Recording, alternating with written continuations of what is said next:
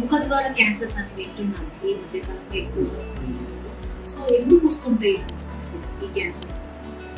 ఈ మధ్యలో ఎక్కువగా రావడం కాదండి, ఈ మధ్యలో అవేర్నెస్ ఎక్కువ పెరిగింది. పాతకాలంలో ఇంకా చాలా ఎక్కువ ఉంది. ఫస్ట్ అకార్డింగ్ టు ప్రోటోకాల్స్ కూడా ఒక లేడీ 35 years తర్వాత ఎవ్రీ ఇయర్ ప్యాక్ టెస్ట్ అని చేసుకోవాలి. సింపుల్ గా ముఖద్వారం నుంచి కొంచెం బ్రషింగ్స్ తీసుకెళ్లి మేము టెస్ట్ కి పంపిస్తాం, ప్యాక్ టెస్ట్ అని. అందులో ఏమన్నా చేంజెస్ ఉంటే తెలిసిపోతుంది. అది ప్రతి ఒక్క ఆడవాళ్ళు చేయించుకోవాలి. మన ఇండియాలో ఎవరూ చేయించుకోవాలి, చెప్పినా చేయించుకోరు.